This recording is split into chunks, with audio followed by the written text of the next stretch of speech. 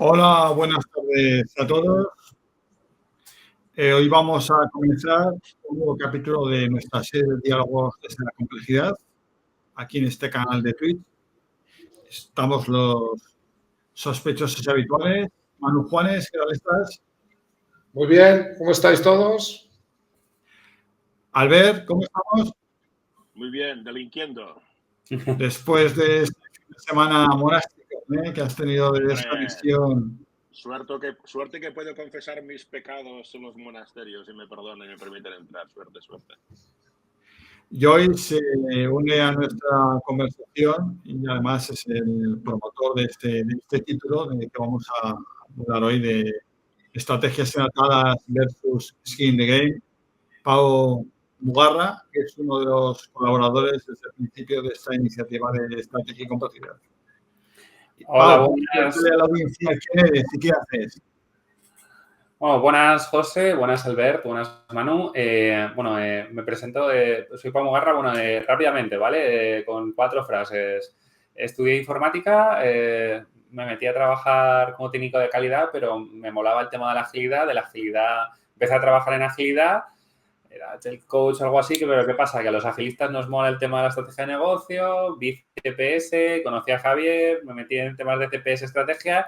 Y aquí estamos, o sea, con vosotros aquí haciendo un poco el cuñado también de vez en cuando por Twitter, ¿no? Temas de complejidad, estrategia y demás. Así que, pues de aquí, pues con muchas ganas de participar en este programa con vosotros.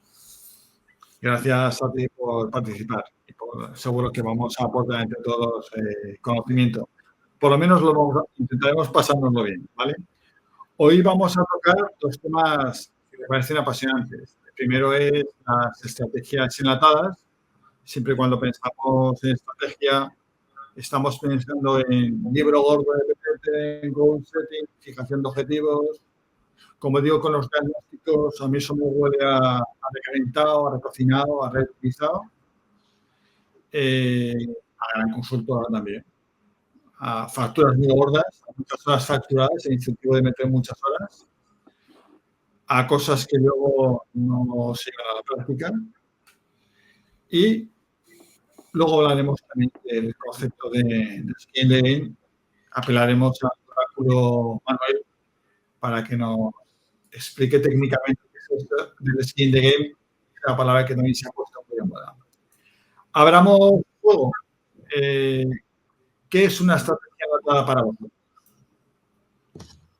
Pau, ya que estás hoy, que Pau es... Vale, bueno, pues como decía José Antonio, este tema lo propuse yo, además lo propuse porque lo he vivido muchas veces, entonces estoy muy familiarizado con el concepto.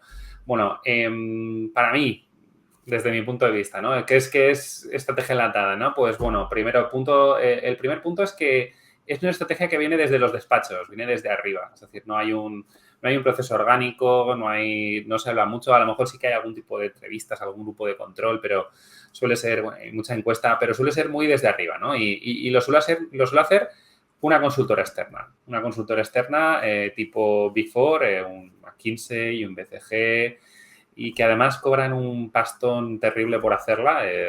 Estamos hablando de cientos de miles de euros o más por hacer documentos, o sea, hacer muchos documentos. Y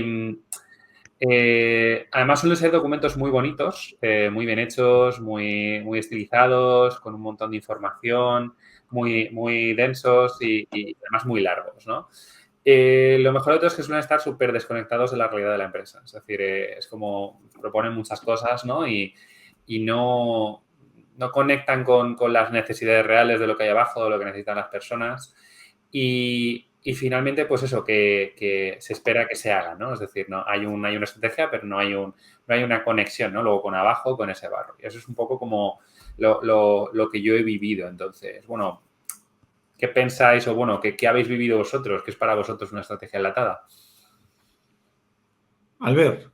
Manuel, el oráculo. Bueno, me dais títulos que me quedan muy grandes, ¿no? O sea, esto es como lo de Top Gun, cuando le dice el almirante que usted extiende cheques que su ego no puede pagar, ¿no? Entonces, esto Luego extiende cheques que su bolsillo no puede pagar. Bueno, yo sí estoy muy de acuerdo con la descripción, ¿no? de situación, ¿no? que ha hecho Pau, ¿no? Más que nada es una situación que se suele producir y yo definiría, por dar un matiz distinto a todo lo que yo creo que lo ha encuadrado perfectamente Pau, para mí la estrategia enlatada es cuando las acciones están premeditadas antes de hacer cualquier tipo de diagnóstico y de hacer cualquier estrategia, ¿no? Entonces, lo definiría así, ¿no? Cuando ante una petición de cliente, el proveedor ya sabe qué es lo que va a hacer sin haber definido estrategia ni nada, ¿no? Simplemente una serie de acciones y que muchas veces suele ser por motivos reactivos de que alguien en la industria está haciendo algo similar, ¿no? Y básicamente se suele definir muchas veces, queremos hacer lo que ha hecho A o nos gustaría conseguir lo que ha hecho X, ¿no? Y entonces en ese momento se produce, ¿no? Al fin y al cabo, por desgracia, no todas las empresas pueden, por desgracia, no pueden llegar a pagar a las Big Four y entonces al final hay estrategia enlatada desde los 10.000 euros para arriba, ¿no? Entonces las compañías al final compran, bueno, pues estrategias enlatadas de más calidad o de menos, dependiendo del presupuesto que tengan, ¿no? Y al fin y al cabo, bueno, pues son elementos que ofrecen mucho margen, es un producto estrella de las consultoras. ¿Por qué? Porque al ser enlatadas son replicables y lo que le has vendido ya a un cliente lo haces para otro y prácticamente es 100% de margen, ¿no? Entonces, bueno, pues por poner algo más de lo que ha dicho Pau, esas situaciones con las que yo me he encontrado que suele ser eso. De hecho, muchas de las estrategias enlatadas pues tienen evidencias de que son enlatadas, ¿no? A lo mejor te encuentras una compañía que se dedica a hacer bueno, pues productos agrícolas en la meseta y te encuentras pues que puede haber riesgos de caída al mar o de pérdidas de mercancía logística en puertos, etcétera, etcétera, cuando no tiene ninguna conexión con eso, ¿no? Entonces te das cuenta que pues han hecho algo parecido en Vigo y a alguien se le ha olvidado corregir ese párrafo. Y ese tipo de cuestiones al final casi siempre suele haber algún error que te suelen decir que alguien antes que tú ha pagado por eso. Tú estás pagando 2 veces. Sin duda, sin duda. Esto pasaba también en los sistemas de calidad, ¿eh? Sí.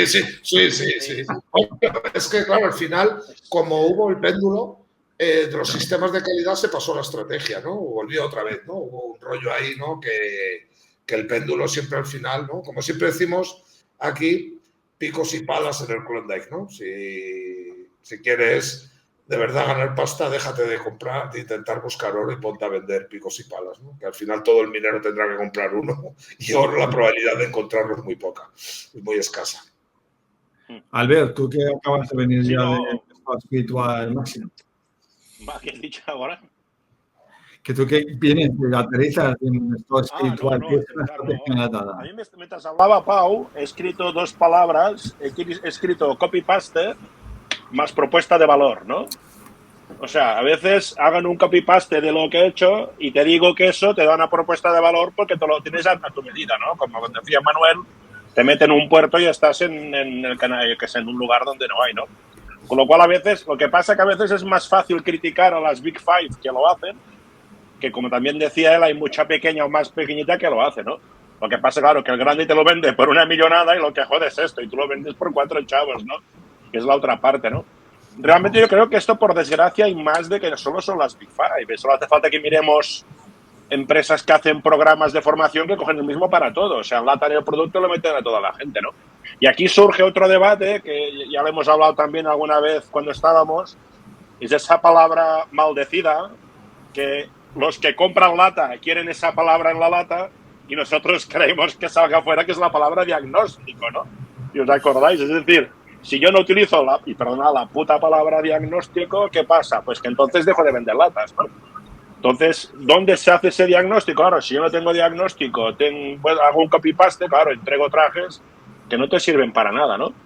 Entonces, claro, a veces a todos en general, deberíamos hacer una cura de humildad y pensar que en algún momento todos hemos vendido producto lata. Para mí, tampoco es tan malo vender latas. El problema es que esa lata que tú la des no la puedas customizar o pintar o ajustar.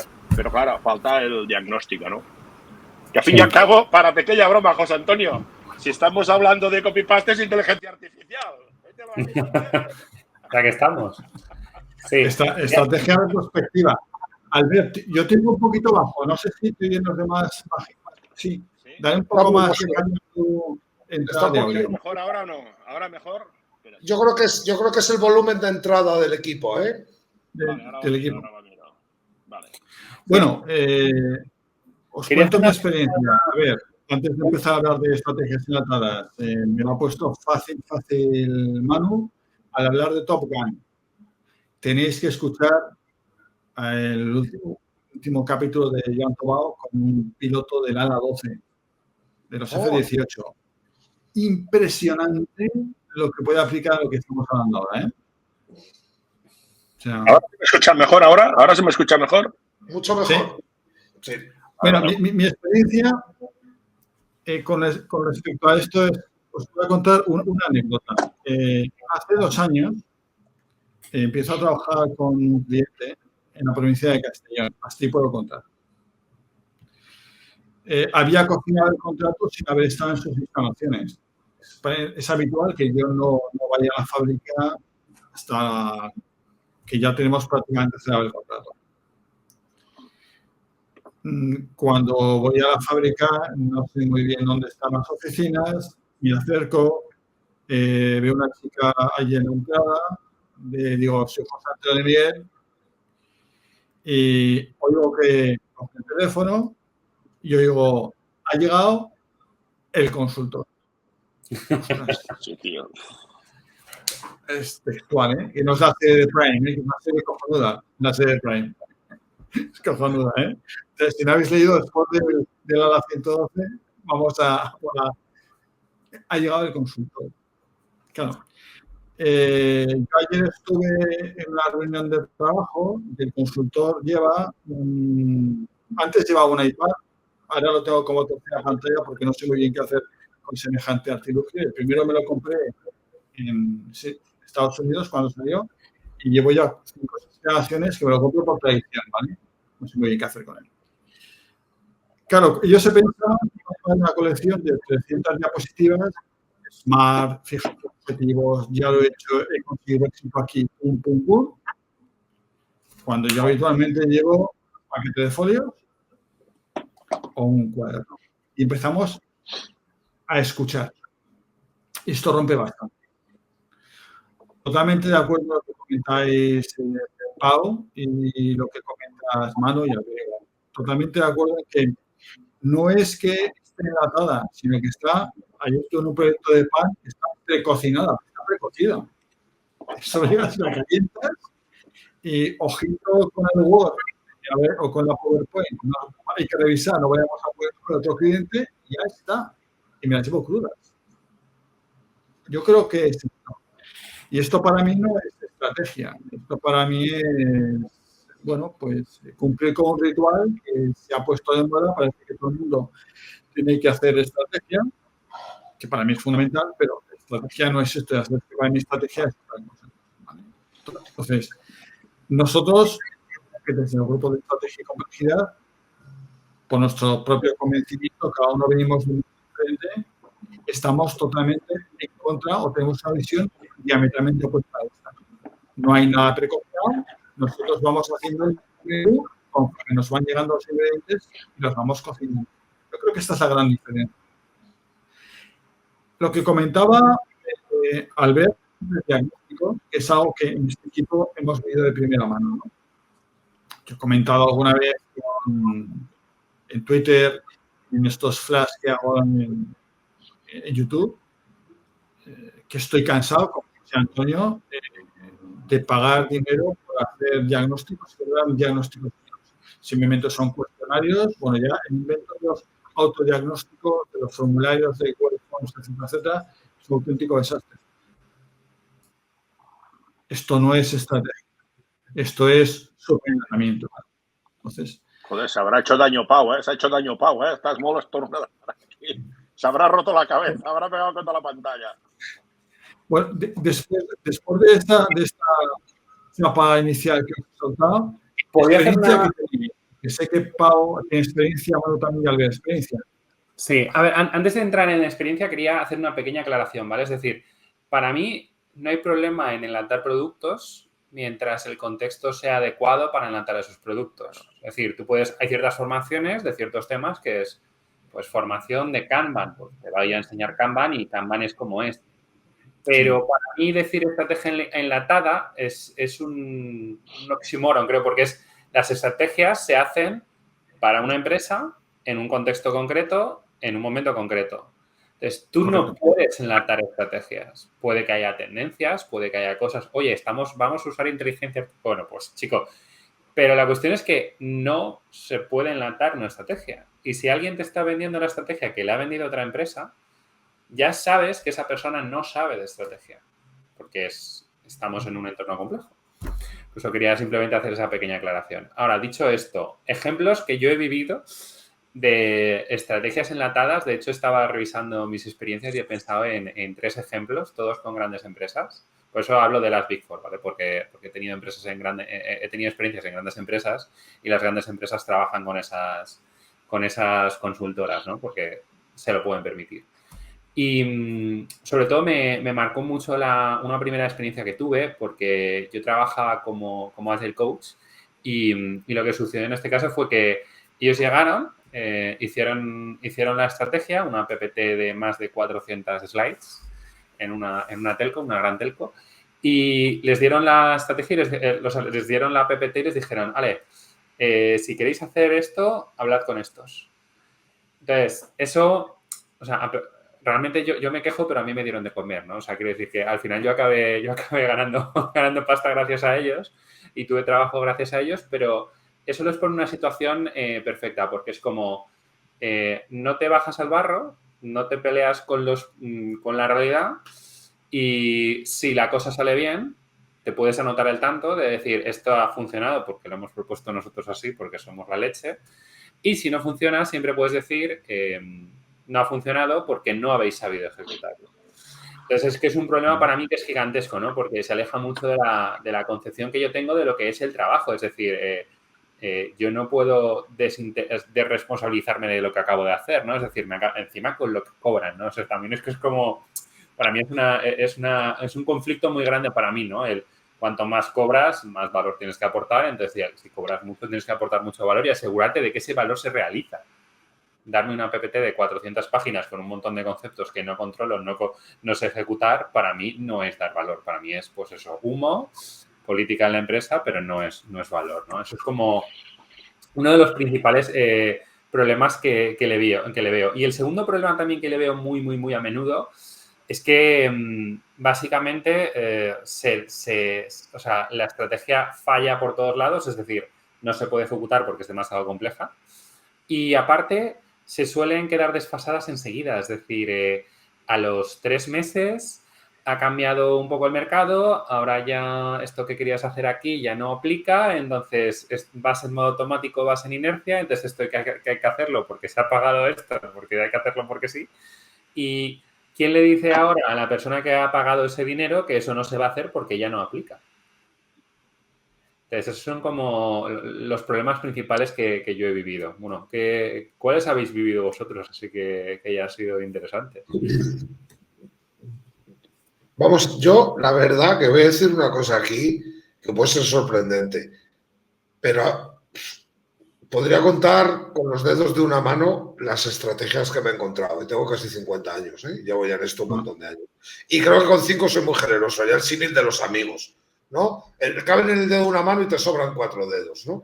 Porque al fin y al cabo, lo que te puedes encontrar, por lo general, es la estrategia una serie de propósitos, así unas cosas como lugares comunes, ¿no? Que en el fondo es... Y se puede haber hecho con la mejor intención. También los estándares de la industria son muy jodidos. O sea, tú no puedes llegar con una servilleta de bar donde se defina el dónde jugar y cómo ganar. Porque es que hay un estándar que hay que sudar la camiseta, ¿no? Y sudar la camiseta son papel al peso y determinadas cosas, ¿no? Y contra ciertos estándares de la industria, ¿no? Esto es como si eres una buena abogado penalista, ¿no? O sea, pues tienes que ir con traje y con corbata y tienes que tener un determinado reloj y determinadas cosas, si no, no te contrata nadie, ¿no? Entonces, hay un elemento ahí que lo pervierte. Pero es que realmente a mí me interesa sobre todo la estrategia en las compañías como por un reto, por un reto de encontrar un rara avis, ¿no? De encontrar el cisne negro ahí en Nueva Zelanda, ¿no? Encontrarte a un sitio donde llegues y hay una estrategia. ¿Por qué? Porque además la estrategia debe ser un elemento que debe acompañar, es un tipo de pensamiento que debe de acompañar a la compañía en todo momento. Y lo que te encuentras son tres, yo por lo que me suelo encontrar, son tres momentos críticos donde a la gente se le enciende que hay que hacer estrategia. La estrategia periódica, cada X años toca nueva estrategia. La estrategia por muerte anunciada, o sea, nos estamos muriendo y ahora tenemos una estrategia. Y luego si te encuentras unas compañías que no son las compañías, tienen la casualidad de que hay un líder visionario en ese momento que se da cuenta que la estrategia es la gran ventaja competitiva, porque te define dónde jugar y cómo ganar y te diferencia de los demás, ¿no? Entonces... Se ha quedado clavado. Sí, ¿no? Se ha quedado clavado. Bueno, agarro mientras yo sacaso la palabra que decía. Le ha dicho una palabra que es la palabra acompañar. Y es una palabra que a mí me gusta mucho y algunos clientes con que yo he trabajado, que decía Pau, ¿no? Casos prácticos y tal, ¿no? Y a mis clientes o a la gente que voy nunca me defino como un consultor. Me defino como otras cosas por esa parte, ¿no? Y lo que les digo siempre que a veces yo me defino más como un pastor, un acompañante, a veces hasta medio en broma digo un score, ¿no? Digamos.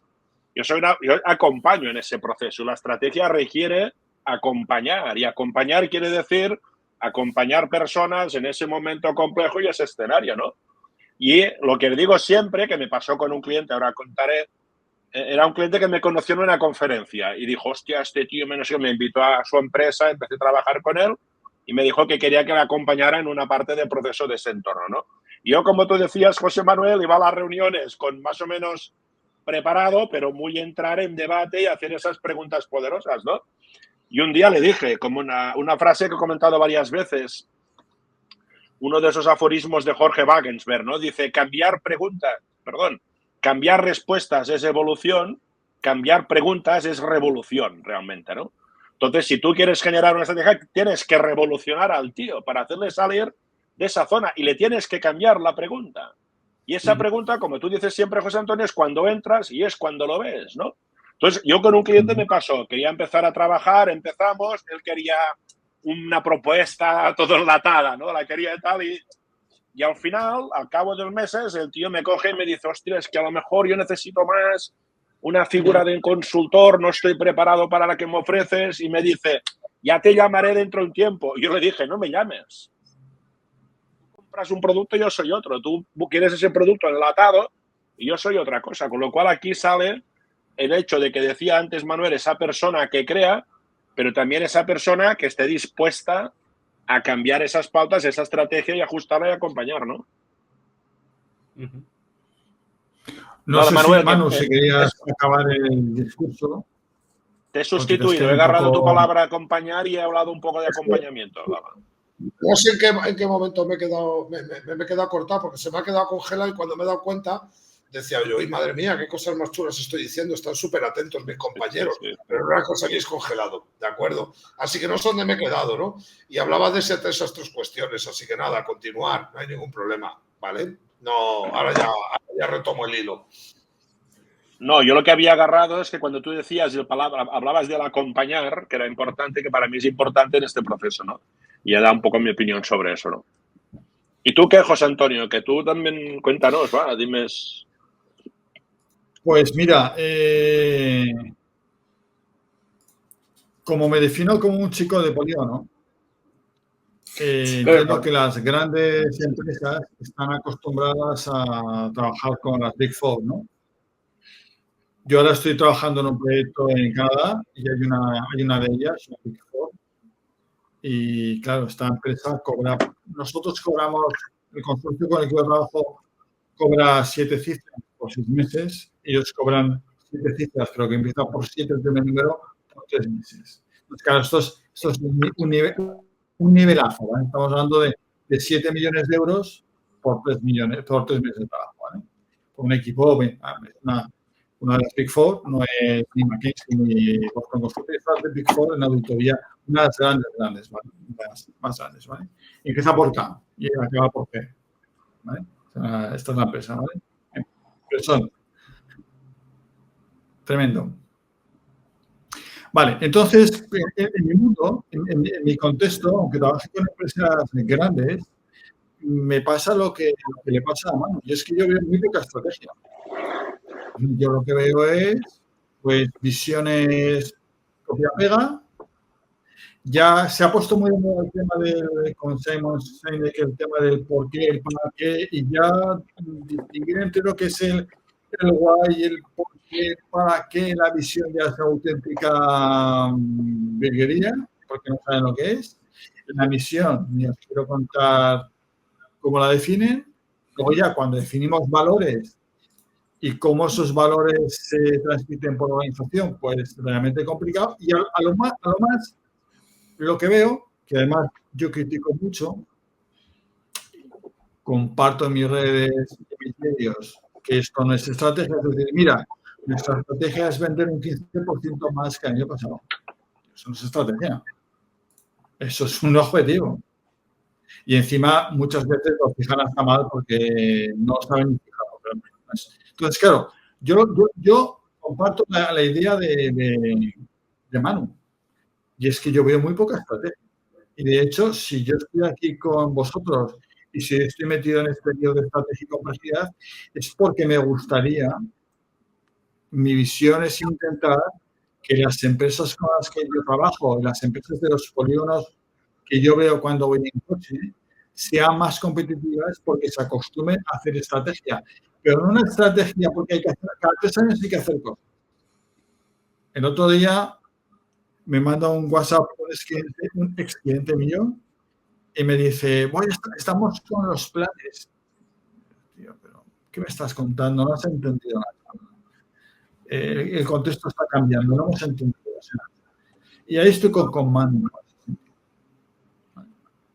Sí, los planes quinquenniales, ¿sabes? Aquí en pleno siglo XXI, con la que está cayendo, con el mundo global, con las cadenas de suministro, y la planificación per se no es negativa. O sea, tú en el fondo tienes que tener planes, pero los planes entre comillas y como tal.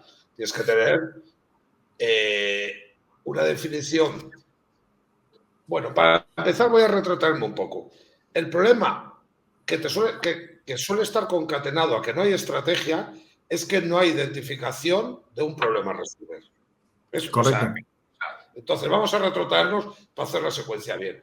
Hablo de mi experiencia, ¿no? Que como me quedé cortado. Entonces, tú llegas a un sitio y la gente quiere hacer estrategia, porque todo el mundo hace estrategia y hay que hacer estrategia.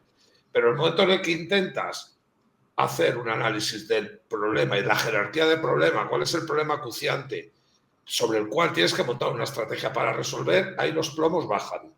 Porque directamente, bueno, pues son compañías que trabajan en multifilming, pues hay muchos encuadres de los problemas prioritarios, no hay un problema unificado, etcétera, etcétera. Entonces, claro, ¿qué pasa? Que te puedes encontrar con muchas pseudoestrategias, entre comillas, porque cuando tú tienes fases de diagnóstico potentes, que no se trata de recoger la información, se trata de construir conocimiento con la organización, que es muy distinto. O sea, tú no preparas 300 slides de PowerPoint y se las enchufas en un cañón. No, tú estás testeando constantemente con la organización si los insights que encuentras pueden ser relevantes o puede ser un fallo interpretativo tuyo.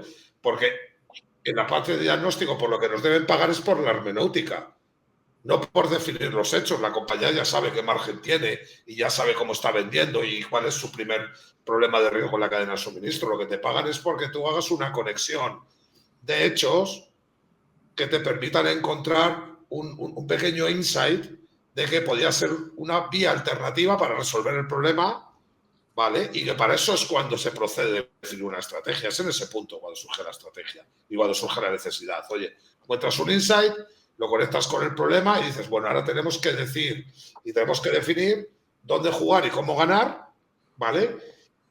para resolver el problema que se nos avecina. O sea, el problema puede ser de una magnitud enorme, puede ser un microproblema en determinados momentos y por eso la estrategia tiene que ser adaptativa, porque una vez que respondes y resuelves el problema, si tienes suerte y consigues resolverlo en 2 meses, ¿para qué te sirve la estrategia? Si ya tienes que saltar de problema. O sea, es que la estrategia no es un elemento, lo que sé, que no esté supeditado al momentum de la compañía, al movimiento de la compañía, ¿no? Entonces hay momentos, pues sí, tienes un problema, joder, que requiere una dimensión de tiempo. Ya hemos hablado del tiempo en el primer Twitch, ¿no?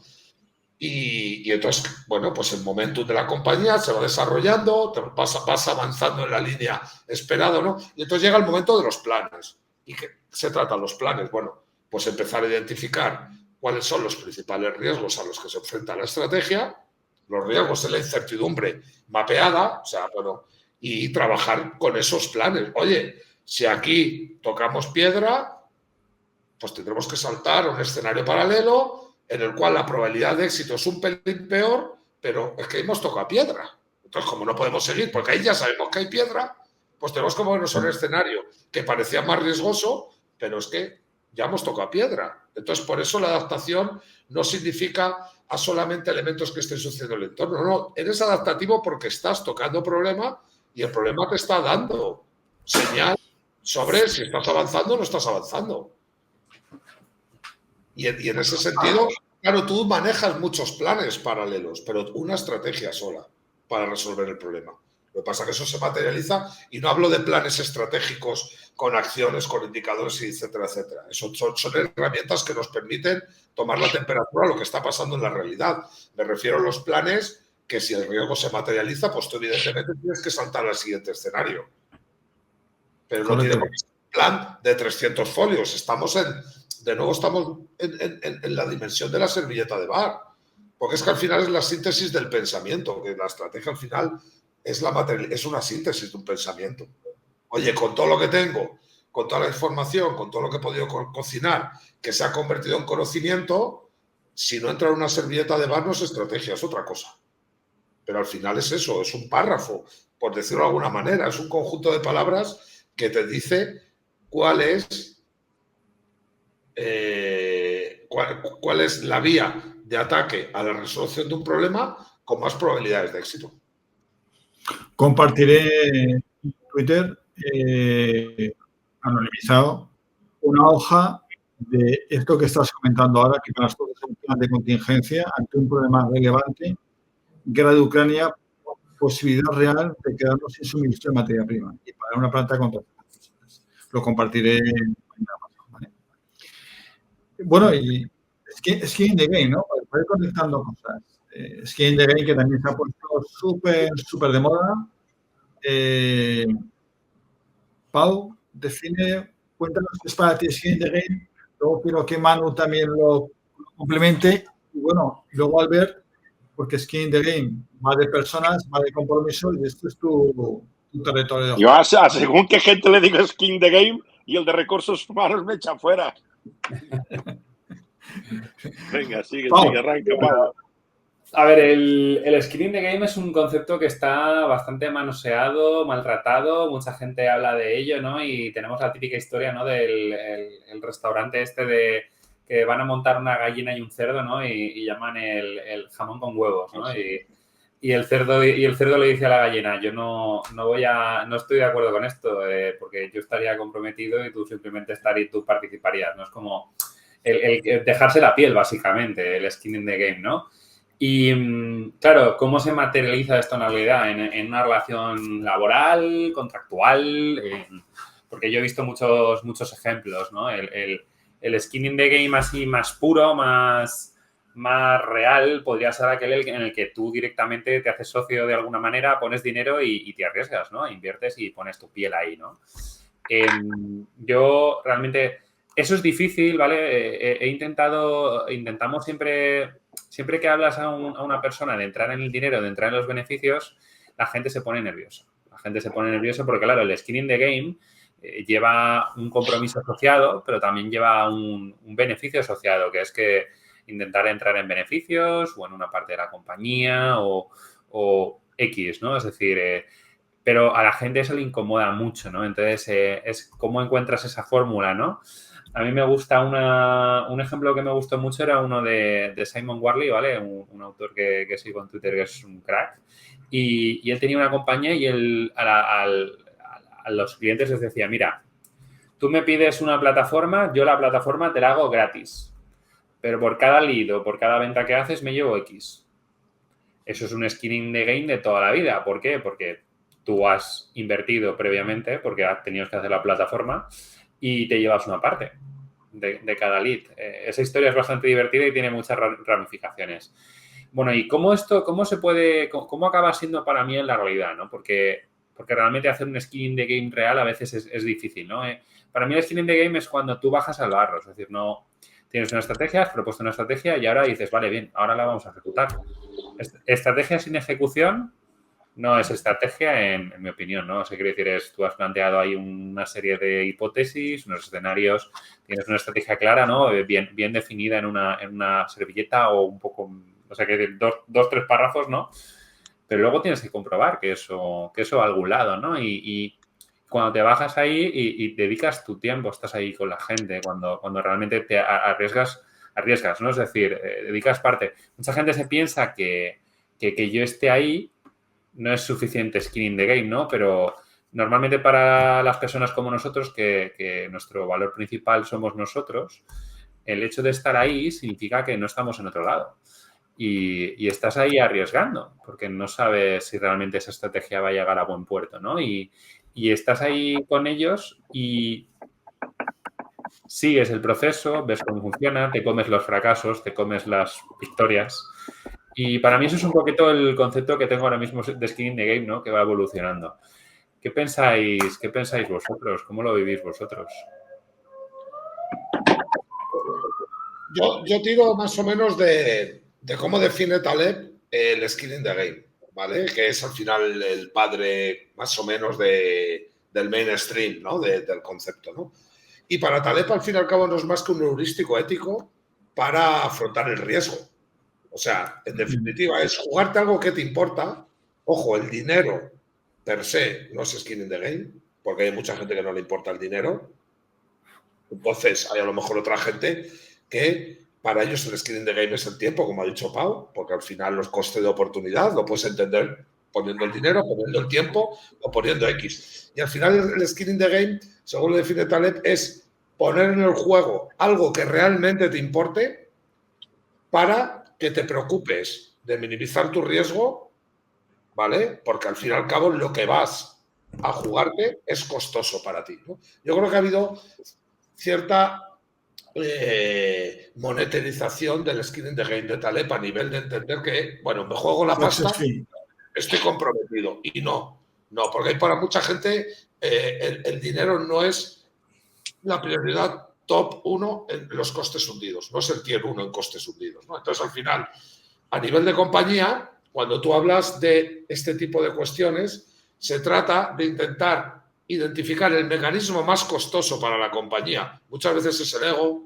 del CEO mucho más antes que el dinero. Es mucho más fácil poner dinero que otro tipo de comportamientos o etcétera, o bueno, mecánicas sociales, ¿no? Cuando tú eres capaz de exponer un elemento al cual tienes mucho valor, tendrías mucho dolor en el caso de desprenderte de él, con el objetivo de que hagas un buen análisis de tus riesgos y decidas que cuando te metas hayas utilizado ese heurístico ético para definir que estás dispuesto a perder ese elemento tan importante, ¿vale? Y eso al fin y al cabo lo que te hace es generar mecanismos de toma de decisiones más interesantes.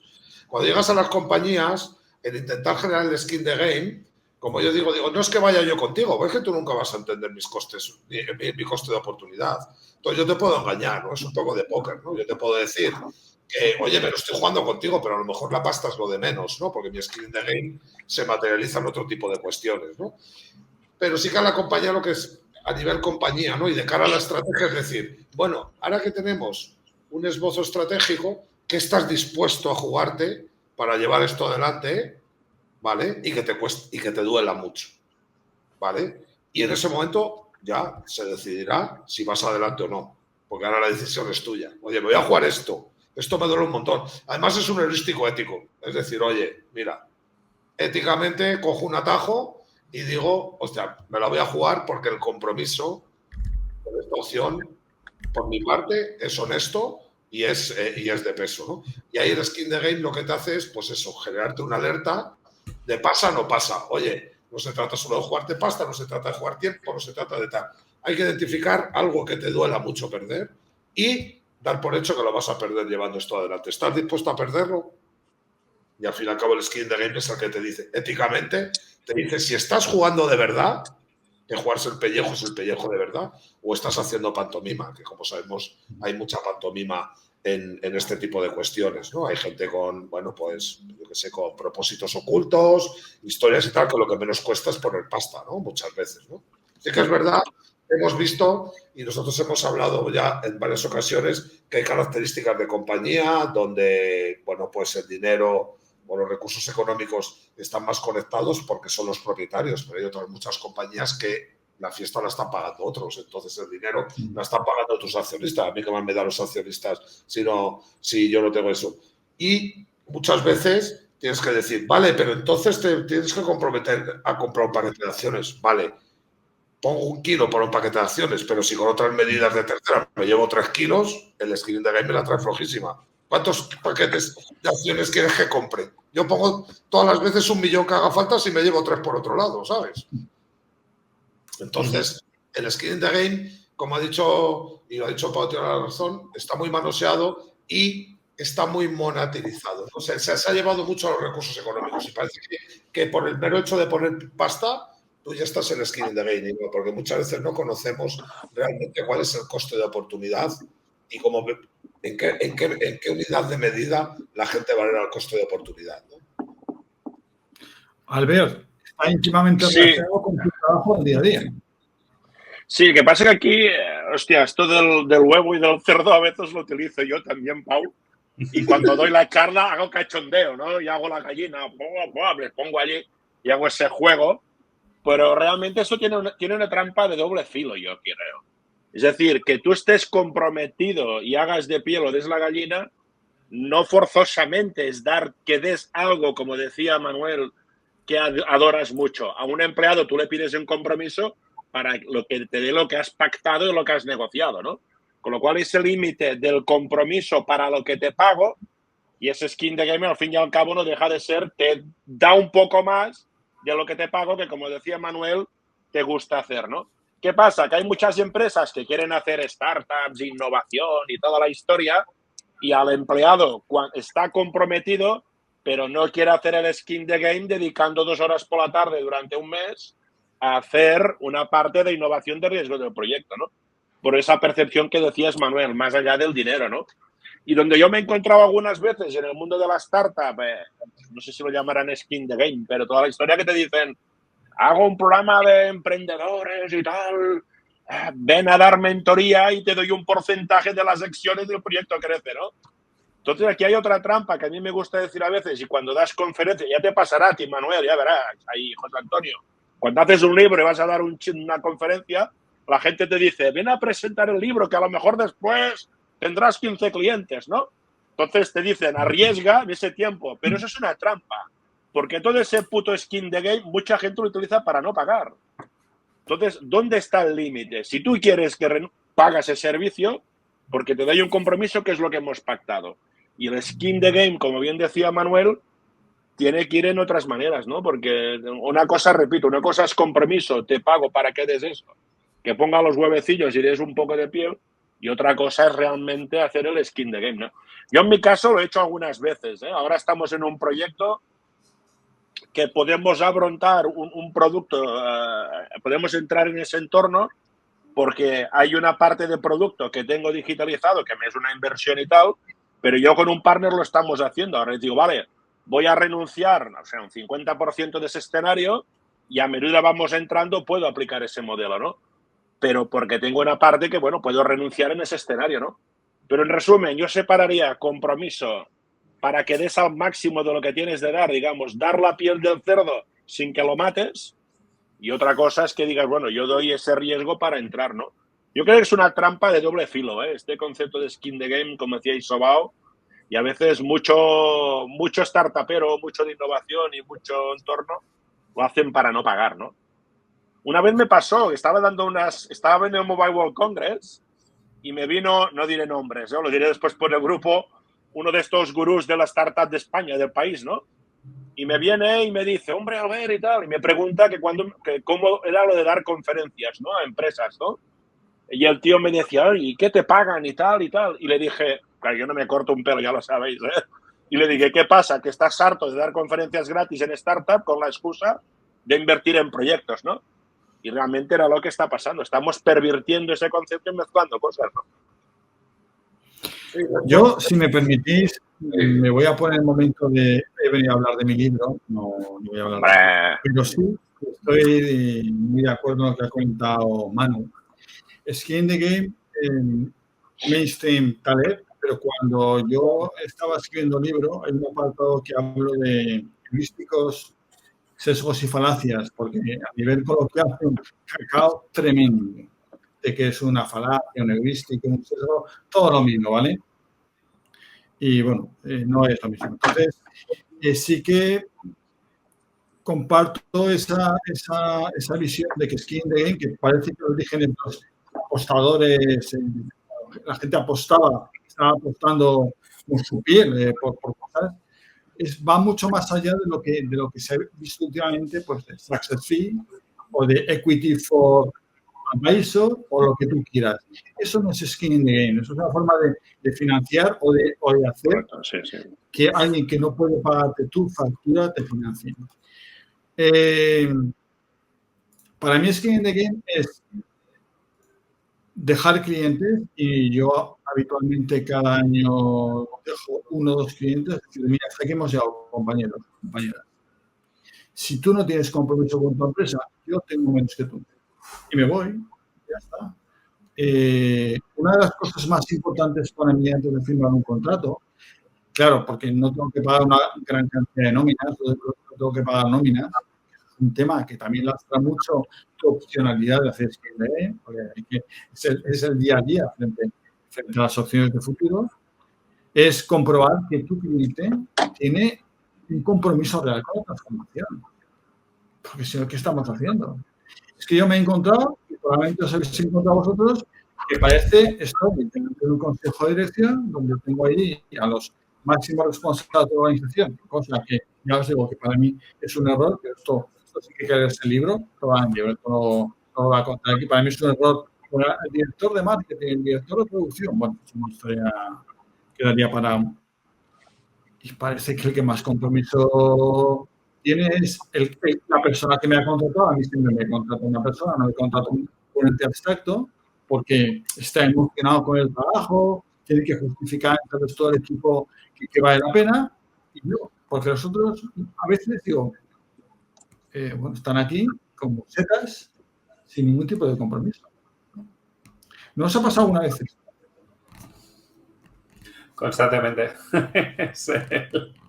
Estás en una habitación en la que ves que hay 17 agendas ahí, cada una moviéndose en una dirección distinta y que dices, ostras, ahora tengo que conseguir esto de este y esto de este, y les interesa tres huevos lo que les estoy contando. Es como...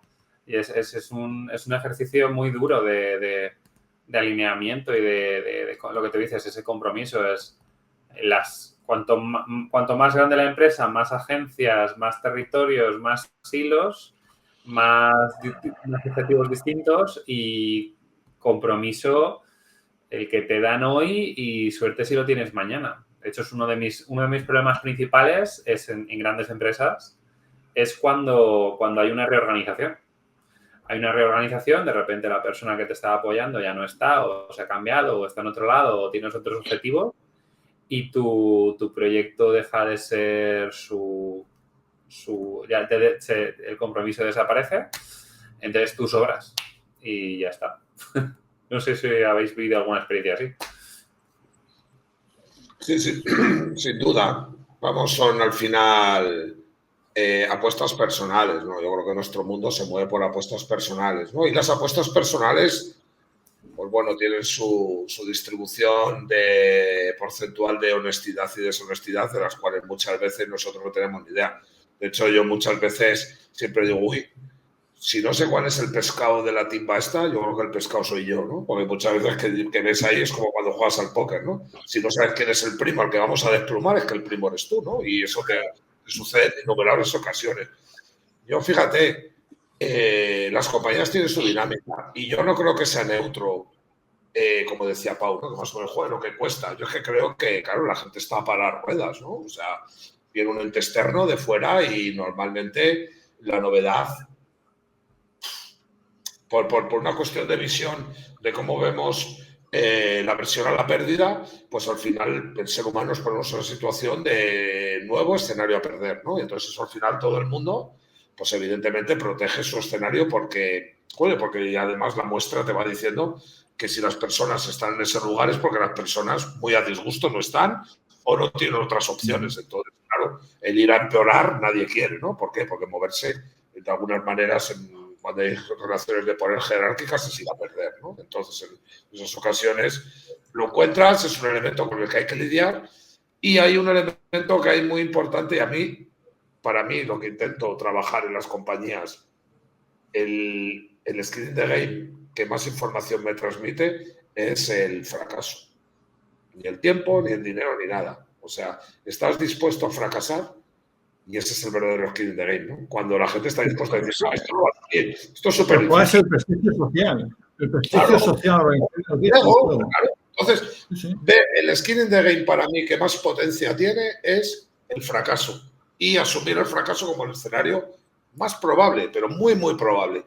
Y esa persona le otorgo ya el skin in the game, porque el análisis de riesgo, hostia, el fracaso es un elemento en nuestras culturas mediterráneas y dentro de las corporaciones tan brutal que... Pero hay pocas, Hay pocas, que acepten el fracaso. Por eso es el skin in the game. A mí me pasó con una empresa muy grande, ya sabéis cuál es. Me pidieron, hacían unas intervenciones de formación y tal, y me dijeron que propusiera una cosa nueva de una intervención de una formación, ¿vale? Una cosa distinta, innovadora era, la tía me lo pidió, ¿no? Lo hicimos y fue, pero no fue de esa parte top que a lo mejor esperábamos todos, ¿no? Y me quedé un día con la directora y estuvimos hablando, digo, oye, es que aquí hemos... Y fue ella que me lo dice, dice, nos hemos equivocado nosotros. Me dijo ella, de cómo ella había interiorizado ese proceso, cómo reorganizó, le dio una vuelta entre los dos y luego se ha ido repitiendo por ese cambio, porque ella interiorizó esa parte de fracaso, pero aquí en este país la gente no permite esos fracasos interiorizarlos y normalizarlos. Claro, y la dirección no lo quiere. ¿Perdón?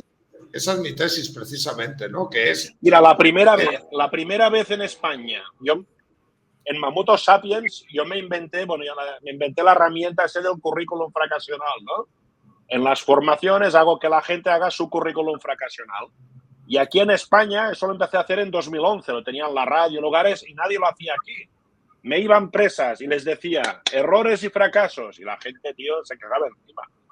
Y una vez me voy a México y hago un evento y digo el fracaso, y ya digo, lo tengo preparado para explicar yo y tal, y dije, ¿alguien quiere salir? Y un tío pequeñito se levanta los brazos y era el director general de la compañía. Y en la sala habían 500 tíos. El tío salió, explicó sus fracasos y luego todo fue con una seda. Fue la primera vez que me pasó en 2015. Y en España ahora, pero a la gente le cuesta. No están dispuestos a arriesgar tanto para esto. No, es difícil. Sí, sobre todo cuando estamos hablando de concatenándolo con el tema de la estrategia, significa un fracaso de proporción, bueno, yo creo que el más grande que puedes tener, ¿no? Entonces, por eso para mí me sirve como el gran mecanismo de skin in the game, porque cuando hay gente que te está diciendo que está dispuesto a ir a un sitio donde el fracaso es seguro, donde va a tener un coste reputacional, donde le va a costar la carrera, ¿Dónde le va a costar la carrera? Sí. Eso es skin in the game. Lo demás ya, o sea, esa gente el pellejo. ¿Conocéis el grupo esto que se llama Vistage? ¿Os suena? Es una asociación que se juntan CEOs en una especie de chats, de grupos y tal, y me invitaron a ir a hablar del fracaso. Y yo hablé del fracaso y al empezar le digo a todos los jefes, a los CEOs, que digan, era un grupo reducido, 10 o 12, que digan sus fracasos y todos empiezan a decir el suyo. Y llegamos a uno y se queda en silencio y dice, no encuentro ningún fracaso. Y le digo, ya lo tienes. Dice que no lo encuentro, que ya lo tienes. Tu fracaso es pensar que no has fracasado. Y el tío hace así, dice, me has dado. Y al acabar me puse y me dice, hostia, tenía esa parte, ¿no? Entonces, ese cambio de chip, me gusta que lo digas, Manuel, es como el factor determinante, ¿no? Porque ahí está todo, está tu ego, está tu inversión, está todo, ¿no? Cuando hablamos en el planteamiento de esta conversación, ¿no? Cuando hablamos de skin in the game, estamos hablando sobre todo del skin in the game que tiene la consultora externa con respecto al proyecto de diseño estratégico. Entiendo que este es el planteamiento. Algo que, como también hemos comentado, es difícil por el hecho de que esa consultora externa, bueno, puede tener una especie como de success fee.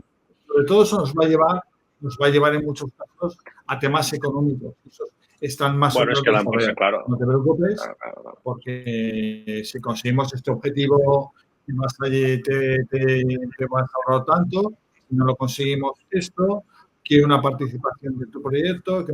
Eso más o menos está bastante articulado. De hecho, nosotros en Estados Unidos, como trabajamos con empresas muy grandes, pues tenemos una tarifa estándar y en función de los objetivos se complementa esa tarifa. Si conseguimos el objetivo de que ganamos una licitación, pues tenemos un plus. Yo que eso es normal. Como hemos comentado, eso para mí tampoco es tanto skin in the game. Eso es casi una estrategia competitiva de precio, o de competencia.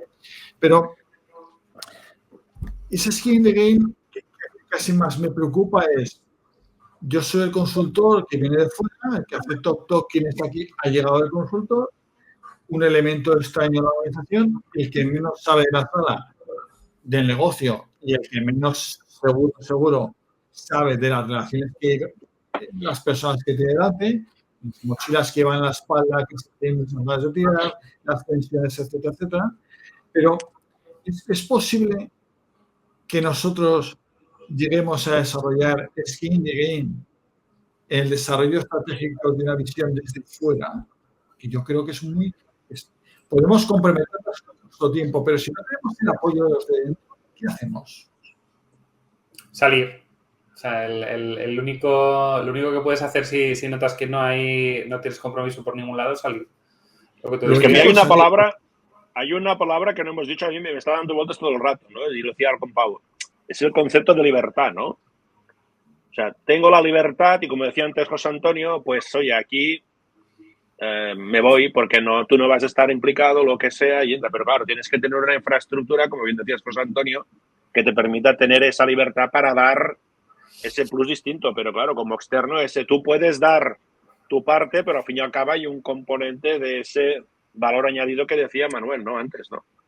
Pero eso es contractual, ¿no? Ahí es que el skin in the game... Por eso, sí. Es que me puedes saber, ¿no? Yo, desde mi punto de vista, mi opinión, me refiero, tú tienes un marco contractual, es una compañía que te tiene que dejar pasar a intentar hacer un trabajo y si desde luego la compañía no da las condiciones, pues evidentemente es que contractualmente tú no tienes posibilidad de desarrollar tu trabajo. O sea, tú tienes un taller de vehículos y si la gente no te trae el coche, pues tú no puedes trabajar. Evidentemente. Pero, ¿y si le damos la vuelta? Es decir, ¿cómo convencemos al cliente de que nosotros estamos comprometidos y que tenemos skin in the game? Pero entonces es que compromiso y skin in the game para mí está separado a lo mejor. Yo, por ejemplo, cuando tú eres capaz de que esa persona esté dispuesto a pagar con un fracaso estratosférico, tu skin in the game es ir con él hasta el final. Y si hay éxito, hablamos. Hablamos porque no sabemos ni cómo podemos materializar la relación. Pero ahí el que tiene skin in the game es él, porque el que va a fracasar es él. Entonces, tú con él y tú a su lado. No, porque tú arriesgas tu tiempo, tu reputación, arriesgas todo también, entonces. No, y arriesgas emocionalmente llevarte por delante. Toda la parte, sí. La servilleta que tú le has pintado. O sea, tú lo que haces es te atas a él. O sea, básicamente es te coges, te pones una esposa en una mano y él te pones al otro y dices, lo que te pase a ti me pasa a mí. Es que, claro, lo que dice Taleb, que es Skin in the Game, es un heurístico de ética. Tu ética, y ese es el heurístico, el atajo. Si tú compras mi servilleta, yo voy contigo hasta donde llegues. Y ese es el heurístico de ética. O sea, en el fondo, no se trata no se trata de los mecanismos que recibes o solo de lo que te juegas. O sea, tú éticamente estás utilizando un heurístico que es decirle al tío, el riesgo para ti es altísimo, para mí también, y yo voy contigo hasta el final. Pero, o sea, quiero decir, estás en una empresa, el que va a arriesgar, o sea, es el director general, el que va a arriesgar su puesto de director general, o a lo mejor incluso siendo un fundador, el que va a arriesgar su empresa es él. Entonces, Pero tú también arriesgas, ¿eh? Tú también arriesgas. Yo, a pequeña escala, ¿eh? A mí me pasó una vez, me llamaron hoy para mañana para un congreso que yo no conocía de una temática tal, los DAE, y me dieron un día. Claro, ellos tenían un marrón, pero yo arriesgaba todo mi tiempo, mi reputación, mi escenario, y cuando entrabas allí, me arriesgo yo, se arriesga él. Pero me refiero que tú vas con él sin remuneración ni hostia ni nada. No, es que yo ni pacté. Yo cuando vi ese incendio, me llamaron, tengo tal, digo, vale, ¿puedes venir? Le dije, vacío, vengo. No había pactado económicamente nada, ¿eh? Le dije y tal, ya lo acabaremos, pero vas a esa parte, tienes una horquilla, tenía una horquilla, digamos. Estamos en territorios muy líquidos. Es que ¿dónde está compromiso y dónde está compromiso y está esa parte de riesgo, ¿no?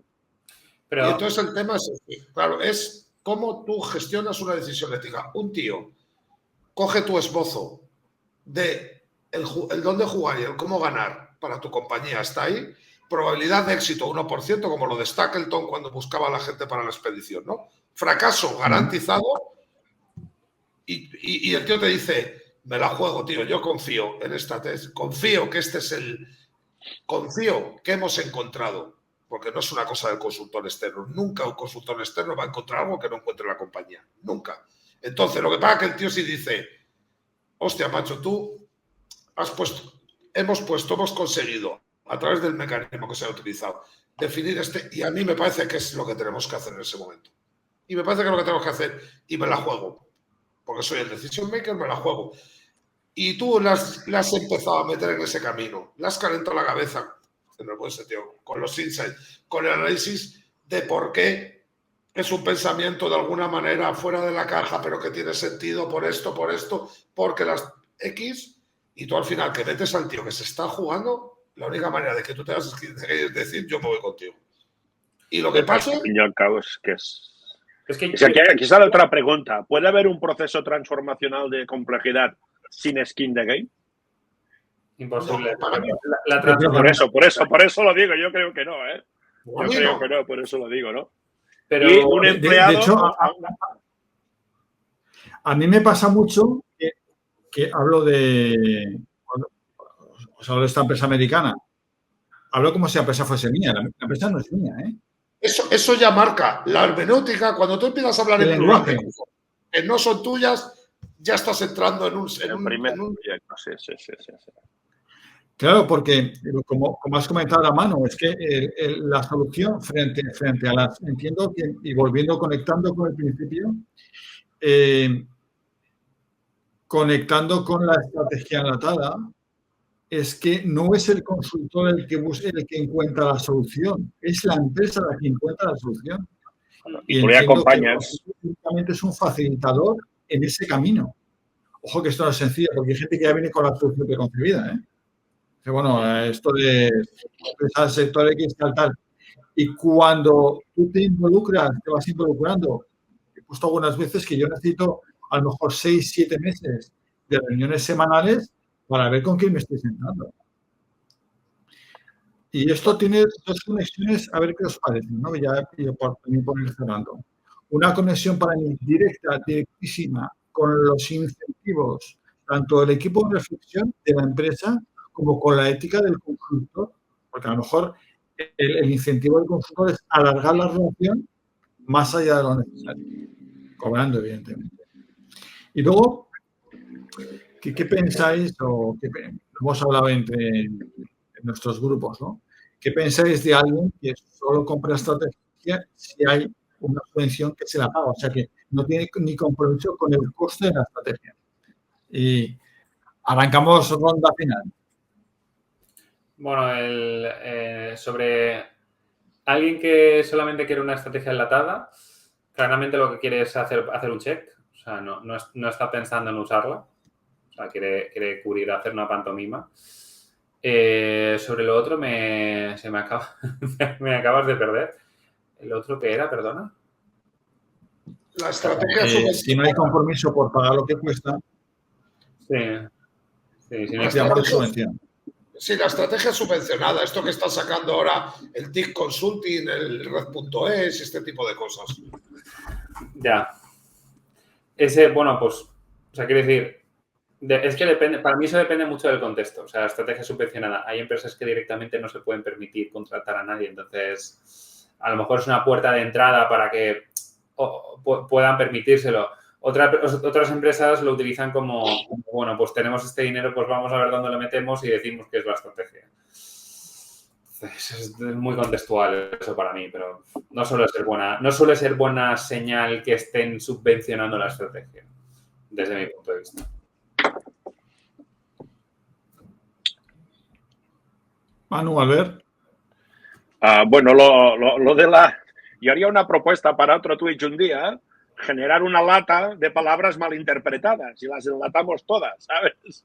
Metemos post-it, todo lo que sea y a partir le damos un punto de orden, ¿no? Porque al final a mí me cogen intelequias y no sé si soy bipolar o polipolar o qué vamos a acabar siendo acá, ¿no?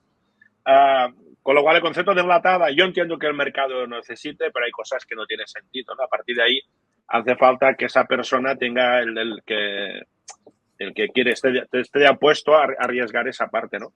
Y arriesgar en lata con lo que decías de la consultoría subvencionada, ¿no? Yo entiendo que tenga que estar, entiendo que para algún tipo de gente estará, pero entiendo que menos para mí o para nuestro entorno dudo que esté en ese escenario, ¿no? Y al final, para acabar lo del skin de game, ¿no? Al final, todo es relativo, ¿no? Todo depende del color cristal con que se mire, ¿no? Lo que tenemos que esa línea fina que decía Manuel, una cosa es el compromiso y ese es el compromiso más plus para entrar, ¿no? Pero sí, la subvencionitis, al final, lo que pasa es que si entras en una rueda de empresa que necesitas la subvención, volvemos lo mismo a lo de antes, ¿no? Pero bueno, voy a cenar una lata de atún con una ensalada esta noche, a ver si así me aclaro la puta vida de lo que es la puta estrategia enlatada. Yo creo que el tema de subvenciones es un gran sistema de autosegmentación. De dónde queremos estar y dónde no queremos estar. Y los amiguitos que se ayudan, etc., que todo da para otro, ¿eh? Sí, bueno, hay países donde hay ciertas dinámicas que lo pervierten todavía un poquito más las cosas, ¿no? Yo creo que en nuestro ahí estamos en un tier muy importante. En lo referente a lo que planteaba José de los incentivos, yo no puedo entender estrategias sin incentivos ni incentivos sin estrategia. Yo siempre he manejado en mi modelo mental de estrategia que los incentivos son una policy guiding de las que decía Rumol, ¿no? Es una guía de los tres elementos fundamentales que decía Rumel del diagnóstico y el segundo de la política guía, pues yo creo que los incentivos están ahí. Entonces, claro, ante una definición de posible estrategia, evidentemente uno de los elementos que hay que hacer es definir las guías políticas, ¿no? La política de guías, y ahí uno de los elementos prioritarios son los incentivos, evidentemente, ¿no? En lo referente a lo que estábamos hablando del tema de las, ¿cómo se llama? Las subvenciones para el tema de estrategia, pues yo creo que es un elemento, bueno, de alguna manera un poco perverso por cómo se monta el mecanismo, ¿no? O sea, intentar intentar ofrecer servicios de estrategia subvencionados desde que a todas las compañías les puede servir el mismo importe, la misma cuantía, el mismo timing, etcétera, etcétera, ya me parece de locos, ¿no? Porque es que ya es una fábrica de lata. Y la falta de estrategia en la capa superior, ¿no? De dar por hecho. Y de sucedáneos, no de primeras marcas, de sucedáneos. Sí, ¿no? Sobre todo es dar por hecho que todas las empresas son iguales y son un ente uniforme en el cual a unos le das 6.000 porque tienen 6.000 euros porque tienen 100 trabajadores, otros 12.000 porque tienen 125 y ese tipo de cosas que maneja la administración pública, ¿no? Que creo que hay una distancia sideral con lo que son las necesidades que tiene cada compañía. Y sobre todo para mí, lo que siempre he dicho, es un elemento de autosegmentación. Yo creo que las compañías que tienen que autosegmentar, lo primero que tiene que hacer una compañía es de tratar, desde mi punto de vista, yo lo que recomiendo siempre, intenta definir la estrategia con tus recursos propios. Si necesitas a alguien, ya vamos mal, aunque comamos de ello algunos, pero ya vamos mal, porque al fin y al cabo yo creo que una empresa que no tiene recursos para contratar estrategia es porque tiene una unidad de negocio lo suficientemente controlada como para poder manejar la información y generar cómo voy a competir, ¿vale? Y cómo voy a definir la estrategia más básica. Y luego las grandes compañías que tienen un entorno, pues bueno, tienen una complejidad mucho mayor, necesitan ayuda de profesionales, pues evidentemente es difícil que lo hagan solamente con los recursos internos, aunque los tengan, de pasta, de tiempo y de profesionales, pero por una cuestión de prioridades, ¿no? De que no está en la agenda, ¿no? Y entonces el ente externo lo que permite es ponerlo en la agenda y que a las 10 de la mañana esté toda la gente en una sala, porque básicamente lo que somos, estamos una mezcla entre maestras y gente y profesores de guardería y cosas de estas, ¿no? Que al final lo que haces es intentar generar que se mantengan los ritos y los mecanismos mínimos para poder llevar adelante el análisis, etcétera, etcétera. Y evidentemente si hay una perversión por parte de una subvención, pues creo que pues eso, creo que es una perversión, ¿no? Creo que es un elemento que tiene que hacer la compañía con recursos propios, como hacemos todos los individuos, que hay ciertas cosas que son prioritarias para nosotros y tenemos que hacer con recursos propios, ¿no? Y las compañías, creo que la estrategia la tienen que hacer con recursos propios internos, de pasta, de tiempo, de todo lo demás. Y creo que ese sería el escenario ideal. De hecho, normalmente las compañías que han operado así y han sido capaces de tener a ese líder visionario que ha sido capaz de arrancar un proceso decidido, con compromiso, de pensar en dónde vamos a estar y cómo podemos hacerlo y cuál es el elemento que nos hace diferenciales. Esas preguntas básicas, si las han conseguido hacer internamente, no han tenido que recurrir a fuentes externas. Bueno, ya si queréis, super éxito, por grandes casos de super éxito. Por cerrar, yo creo que cierra Pau, que pasó aquí este cáliz. Espero que este Twitch que habíamos pensado, tuvimos una conversación privada ya hace algún tiempo, cuando empezamos este canal, vamos a hacer uno, piensa uno, pues creo que te ha resultado interesante, para mí me ha resultado muy interesante y darte las gracias, pero cierra tú esta transmisión. Bueno, realmente gracias a vosotros por dejarme participar en este espacio y la verdad es que he disfrutado como un enano, o sea, escucharos es un placer y poder discutir con vosotros es la leche, vamos, vuestras experiencias siempre me iluminan un montón y bueno, que me quedo con ganas de más, la verdad es que podría estar aquí con vosotros ahí durante horas, pero bueno, yo súper contento y creo que, o sea, al final el aclarar ciertos conceptos, el skin the game, exactamente cómo hacerlo y qué es una estrategia enlatada y todo eso, creo que este debate ha estado súper guay. Muchas gracias a todos, en serio. Gracias, Pau. Gracias, Manu. Gracias, Albert. Hasta la próxima. Hasta la próxima. Chao. Ha sido un placer, Pau, José y Albert. Un verdadero placer. Igualmente, chao. Un abrazo a todos. Chao, chao.